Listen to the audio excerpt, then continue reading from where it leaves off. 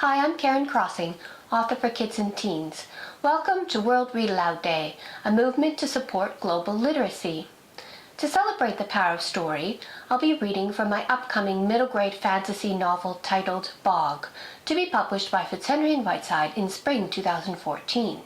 In Bog, a cave troll with a grudge against humans embarks on a quest into human territory after his father is turned to stone. You can think of it as a book about tolerance featuring trolls. Chapter 1. Stone. Bog smelled the humans from across the lake. The stench floated high on the breeze, infecting the stars themselves, and then settled among the branches of the birch trees. What were humans doing in their hunting grounds? Wrinkling his nose, Bog trailed his father Jadal through the undergrowth. Jadal twitched his tail, jerking its feathery plume from side to side. Bog flicked his own blunt tail too. Silent as stone, they increased the distance between them and the source of the smell. Not a twig cracked under their bare feet. Not a leaf fluttered as they passed. The darkness cloaked them, and their night vision shielded them from a surprise attack by bumbling humans. "Never hunt a human, Bog." Jadal's growl was barely audible. Bog nodded at the familiar lesson. "They're not even good enough for the stew pot," he whispered. They trekked through the forest under the canopy of stars that winked off and on through the trees. When a flying squirrel glided onto a nearby branch, Bog crouched, ready to spring. He could already smell roasted squirrel turning on a spit. "Leave it," Jadal grunted. "They're still too close." Bog's stomach grumbled, but he obeyed.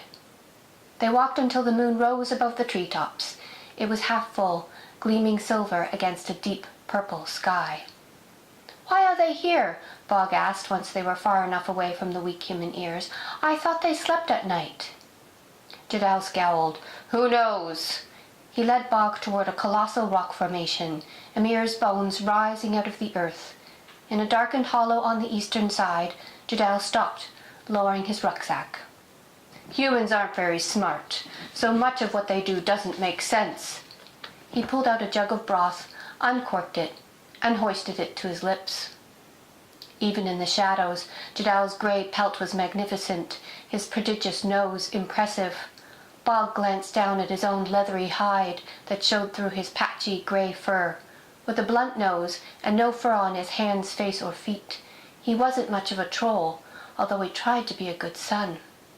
Jadal passed the jug to Bog. "I used to believe trolls and humans could live in peace, even after a human killed my father. But no more." Jadal had never talked about peace before. "What happened?" asked Bog. "I trusted a human one foolish time." Jadal's eyes became unfocused, as if he were recalling some distant memory from the black undergrowth of his mind. "Which human?" Bog prodded for more. Jadal waved his question away. "Once they get your scent, humans will hound you." "Because they only cause trouble?" Bog took a swig and then recorked the jug. The broth was cold, a tasty leftover from the night's breakfast with Kasha and the youngsters. "That's right," Jadal muttered. "They'll kill for revenge, or even for sport. I once saw some humans kill a moose and then take the head for a trophy."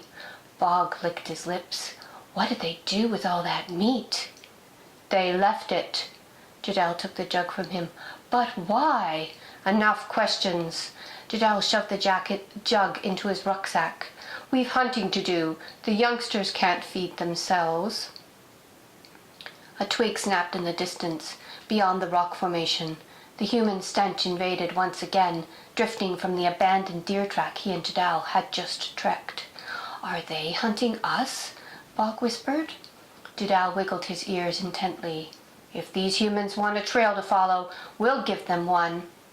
He headed away from the cave where Kasha and the youngsters would be going about their chores, unsuspecting. "Break branches, Bog. Step heavy. Make it easy for them to track us," Jadal ordered, not bothering to lower his voice. "It's going to be a long walk for those humans." "For us too," thought Bog, but he said nothing.